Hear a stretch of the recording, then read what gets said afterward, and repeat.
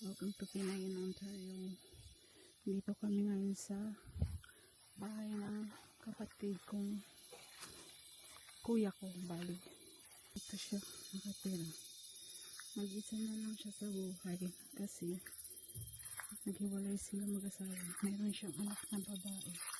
Nasa city nakatira. Kasama yung nanay. Kaya yan, mag-isa na lang siya. Pumunta kami kanina sa may cemetery doon sa baba. Dito siya nakatira.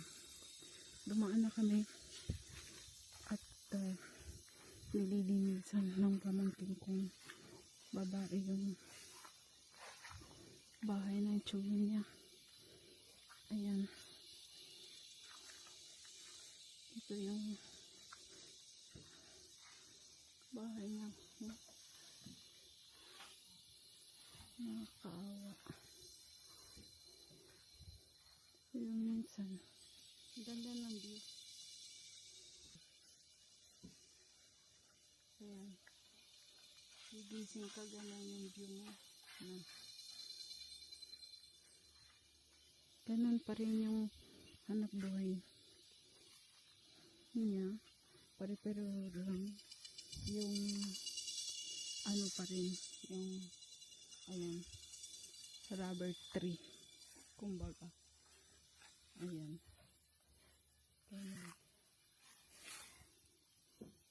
Ganyan pa rin. Rubber. Naipon yung sap. Tapos binibenta. Ayan. Major karamihan ng mga tao dito. Ayan. Majorly yung mga ano nila dito is ayan, goma, rubber plantation, and farming, para meron silang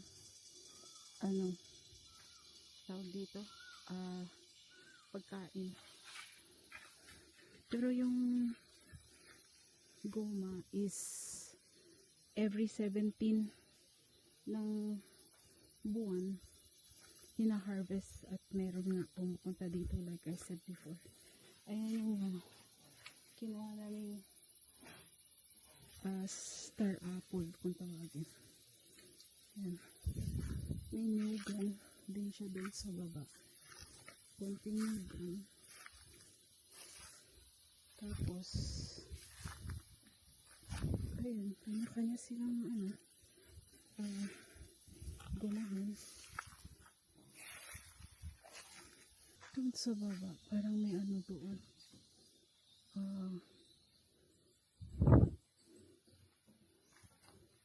Maliit na building na kuprasan yata yun.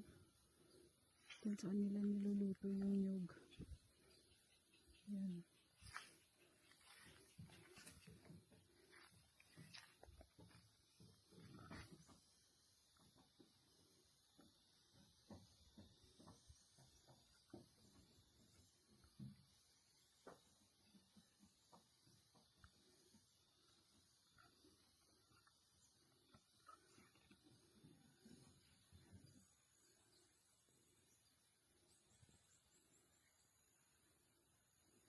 Yan.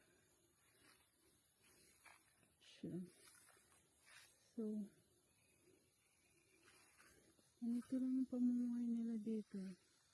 Very simple. Nag-ano sila ng goma. Tapos, pamangkin ko. Goma, tapos, ayan. Ayan, ito yung pag-ano niya ng goma. Tingnan mo. Ayan, pamangkin ko.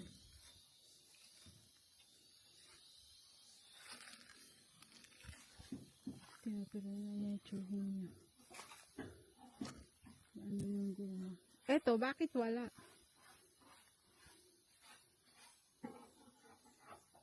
Eto, ba't ito wala? Ha? Wala man. Wala kaya.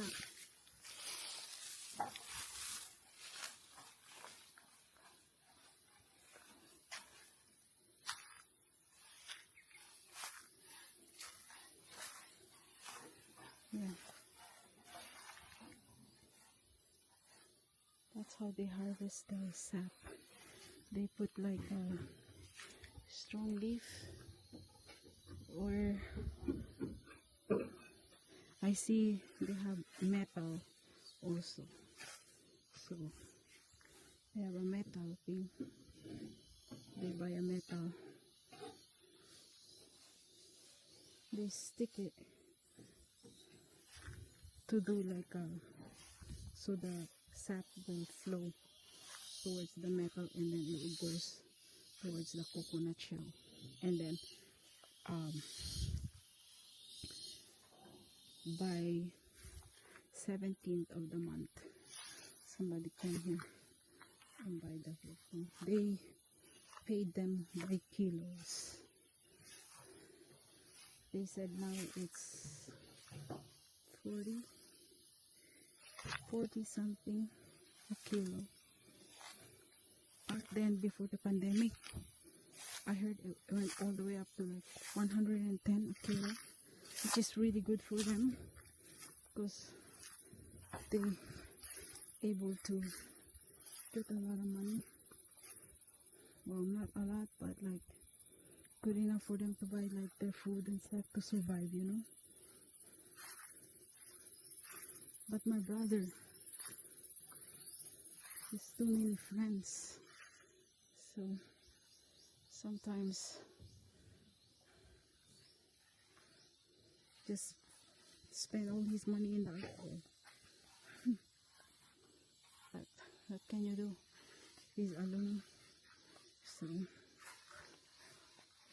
sometimes he tells me the story. Christmas Eve, he was here by himself. One hand in the salt, one hand in the rice. That means he doesn't have nothing to eat.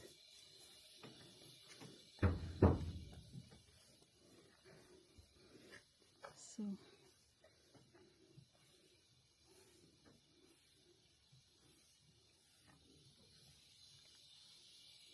that's it, guys. I hope you like this mini vlog of mine, my adventure visiting my childhood land. This is where we moved.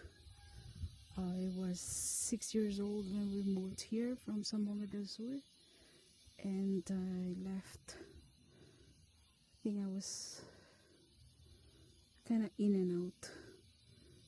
I left after a year, went to school and lived with my uncle, and then didn't really come back here. I think overall I only stay here probably the most since we moved here, probably like total of 4 or 5 years. So I don't have too much memories on this land. But yeah, all my siblings, my younger siblings, this is where they grew up. Very hard life, very, very hard life. When we moved here back in 1986,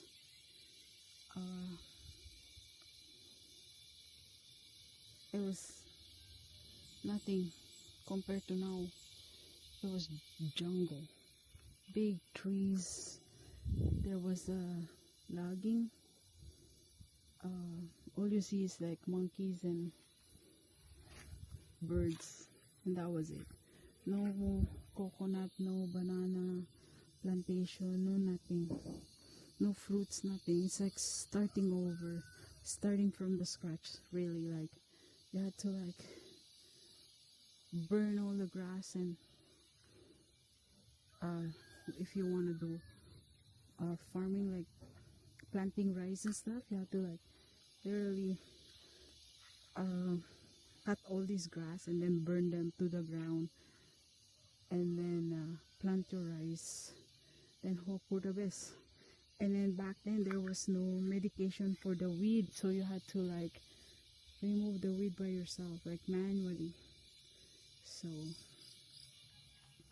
yeah. And also I think this is the thing that he removed the weed with, or no, oh no, that's not it. I thought that would be. See, look at his house. There's a hole. Yeah, so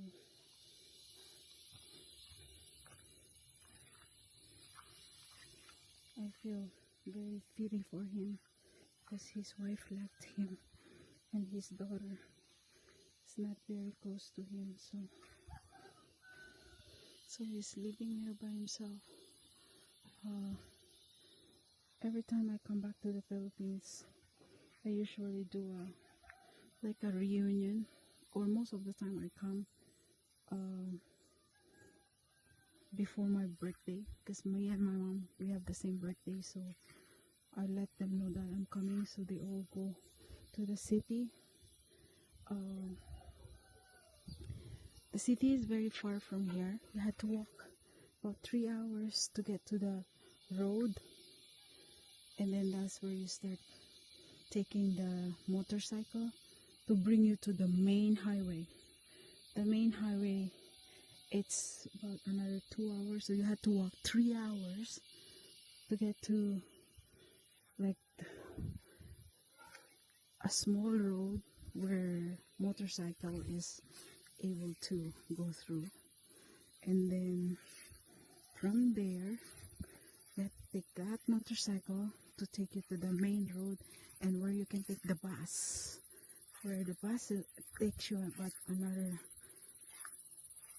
an hour to 2 hours. That bus will take you to Zamboanga City. So I said to myself, my mission was, because we are here since September, and we're thinking about going back to Canada soon. So I said to Chris that, I said to my husband that I want to go back to the mountain. After 4 decades, I finally came back because I just wanted to see, and I wanted to light up a candle in that little cemetery where they buried my 2 siblings. So we just went there, light a candle, and now we're on the way back to my younger brother's house, where we stayed for a couple nights, and we stopped over here on my older brother's house. And my niece right now, she's cleaning. She feels really bad, you know. They love their uncle, so now she's cleaning his house. She's sweeping it. So look, this is how it looks like when you live by yourself. See, so dirty. See, because he's by himself. Let me see if he has what he has here. Oh, rice. He has a rice. So it's the bottom of the pot, so it's burnt. So it started to rain, and he has a little cat. He has a little cat here. See, it's following.